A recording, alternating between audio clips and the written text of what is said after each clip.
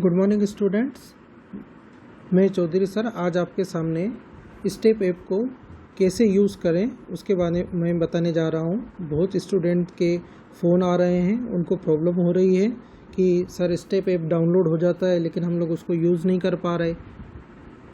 किसी स्टूडेंट की ऐसी भी प्रॉब्लम आ रही है कि सर स्टेप ऐप डाउनलोड नहीं हो रहा है, तो उसके लिए आप क्या करेंगे।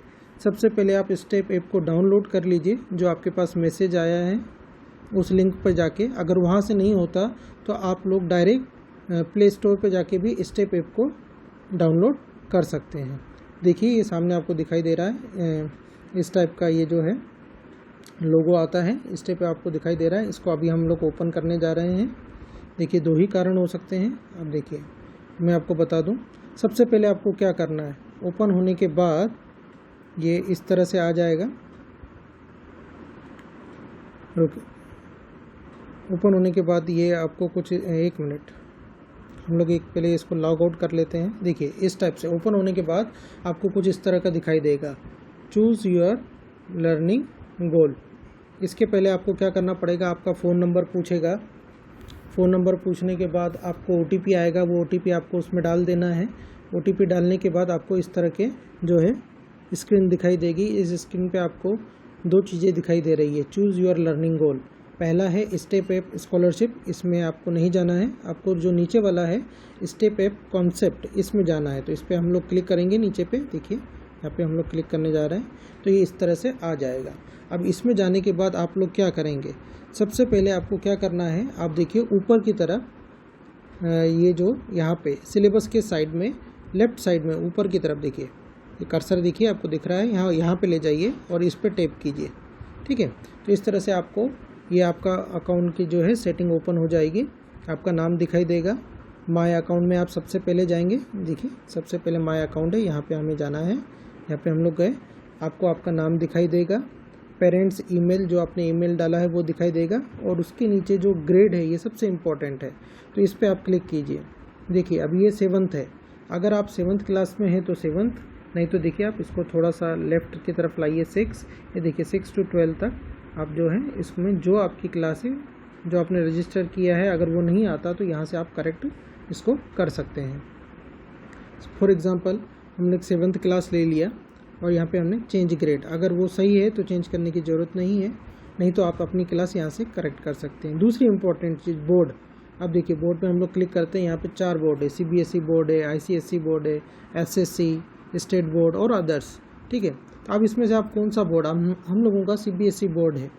ठीक है, नवोदय में पढ़ने वाले बच्चों का CBSE बोर्ड है, हम लोग CBSE बोर्ड में पढ़ते हैं। तो हम लोग CBSE, जैसे अगर आपका गलती से अदर, SSC या ICSE हो चुका है तो आप उसको करेक्ट कर लीजिए। आप CBSE पे क्लिक कीजिए और उसके बाद उसको चेंज कर लीजिए, चेंज बोर्ड, ये CBSE आपका रहना चाहिए। अब आप देख लीजिए, एक बार आप अपना इंफॉर्मेशन चेक कर लीजिए। आपका नाम, जो आपने ईमेल भरा है, ग्रेड जिस क्लास में आप पढ़ते हैं वही है, बोर्ड आपका CBSE होना चाहिए और नीचे जो सीरियल की है उसको भरने की कोई ज़रूरत नहीं, इसको आप खाली ही छोड़ दीजिए, कोई फ़र्क नहीं पड़ेगा। जैसे ही आप जो क्लास भरेंगे तो आपको ये दिखाई देगा फिजिक्स, केमिस्ट्री, मैथ्स, बायोलॉजी। तो आप सोचेंगे कि ये physics, chemistry, maths, biology 11th 12th के लिए होता है, ऐसा नहीं है। आपके साइंस की बुक को ही उन्होंने, आपकी साइंस की बुक में फिजिक्स, केमिस्ट्री और बायो तीनों होता है, तो तीनों भाग होते हैं, तो उन्होंने फिजिक्स, केमिस्ट्री और बायोलॉजी को अलग अलग कर दिया। जब आप देखिए फिजिक्स वाला पोर्शन देखिए, इसमें 5 चैप्टर हैं, ओपन करके देखिए।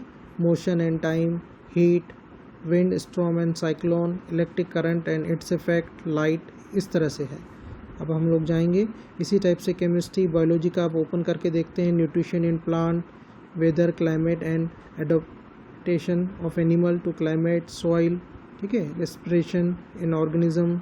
इस तरह से आपको ये जो हैं सारे बायोलॉजी के लेसन यहाँ पे दिखाई दे रहे हैं, जो आपके साइंस टेक्स्ट बुक का ही चैप्टर्स हैं सब, बस इसको पार्ट्स में डिवाइड कर दिया गया है। केमिस्ट्री के देखिए ये वाटर, एसिड, बेस, तो इस टाइप से है। तो इसमें आपको कंफ्यूज होने की ज़रूरत नहीं है कि ये फिजिक्स, केमिस्ट्री इस तरह से क्यों दिखाई दे रहा है। आपकी बुक एक ही है, टेक्स्ट बुक, लेकिन उसमें जो चैप्टर हैं फिजिक्स, केमिस्ट्री और बायोलॉजी के हिसाब से आपको अलग अलग दिखाए जा रहे हैं। और ये चैप्टर का सीक्वेंस और आपके बुक में जो सीक्वेंस है वो अलग हो सकता है। अभी हम लोग मैथ्स की बात करते हैं। मैथ्स पे अपन ओपन करते हैं पेरीमीटर एंड एरिया। देखिए अब यहाँ पे पहला चैप्टर पेरीमीटर एंड एरिया है, लेकिन आपके टेक्स्ट बुक में पहला चैप्टर कुछ और हो सकता है, इंटीजर है, ठीक है।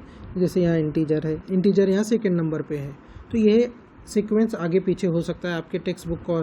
तो आपको चैप्टर ढूंढ लेना है जिसके बारे में आप पढ़ चुके हैं। अभी तक हम लोग 7th क्लास में इंटीजर और उसके 2 चैप्टर हर क्लास में हम लोग अभी तक ऑनलाइन नोट्स दे चुके हैं और आप पढ़ चुके होंगे, ठीक है।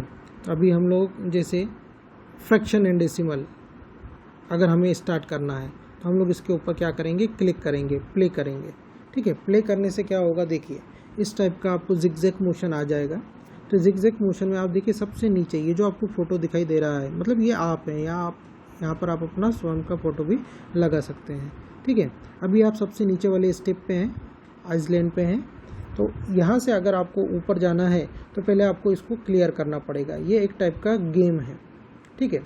तो इस गेम को इंटरेस्टिंग बनाने के लिए मैं आपको एक बात और बता देता हूँ। आप फिर से बैक जाइए, बैक और जाते हैं हम लोग और ये माय अकाउंट पे यहाँ पे आइए।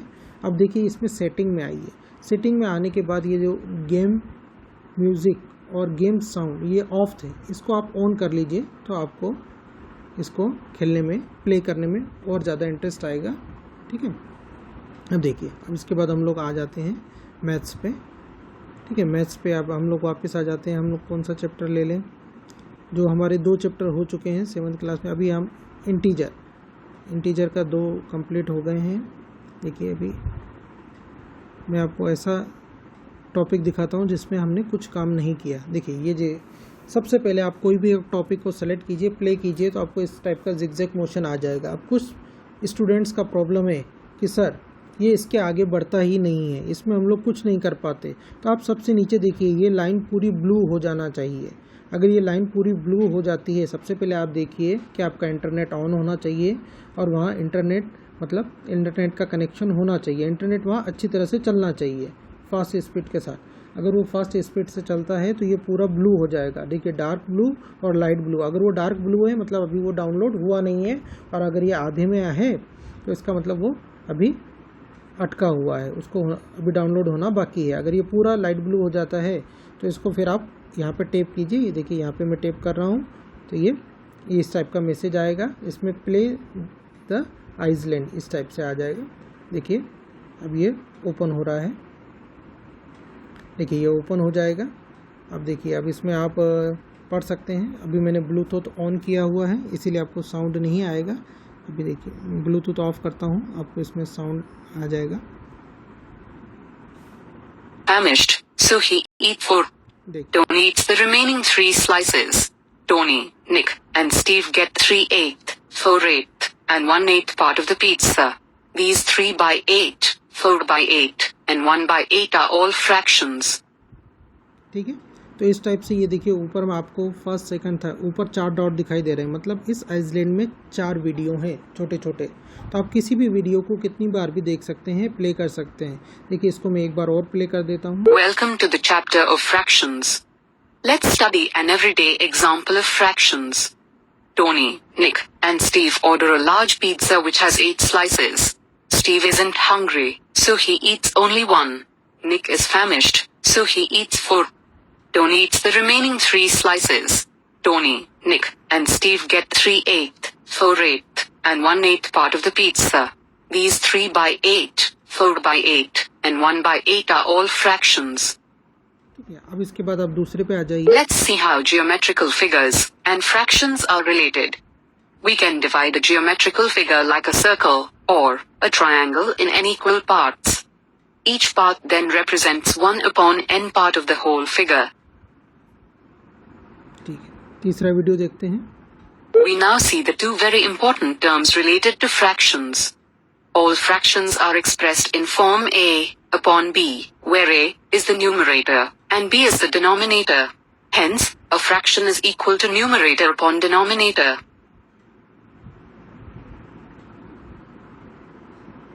Non-zero denominator and unity fraction. The value of denominator b cannot be 0, since division by 0 is not defined.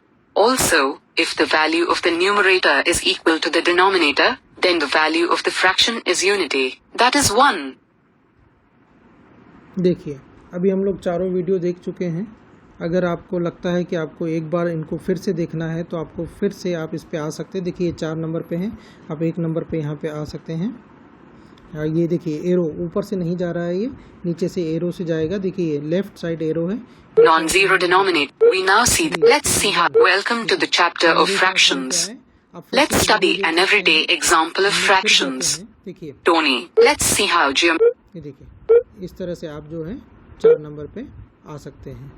ठीक है, अब इसके बाद हम लोग क्या करेंगे कि अब हम लोग इसको प्ले करेंगे। ये सारे वीडियो आप जब तक आपके कॉन्सेप्ट क्लियर नहीं हो जाते आप इनको बार बार कितनी भी बार देख सकते हैं, इससे आपके रिजल्ट पे कोई फ़र्क नहीं पड़ेगा। आप इसको अच्छे से अंडरस्टैंड करके लर्न करके फिर इसको प्ले कीजिए, तब तक आप इसको प्ले मत कीजिए। अब मैं इसको प्ले करने जा रहा हूँ। प्ले करने के बाद गेम स्टार्ट हो जाएगा। इसमें आपको बिल्कुल टाइम ख़राब नहीं करना है। Sophia has 7 flower out of which 5 wither away, which is now left with 2/7। क्या ये सही है? ट्रू। अगर ये सही है तो आप आगे चलते जाएंगे। 5/8 of the total portion is shaded in the given figure। क्या ये सही है? 8 है, जिसमें से 5 है, गलत है। ठीक है, अब fraction with numerator 3 and denominator 11। ठीक है, न्यूमिनेटर 3, न्यूमिनेटर ऊपर आना चाहिए, ये गलत है। The value of 0/0 is unity, ये भी गलत है। देखिए पहला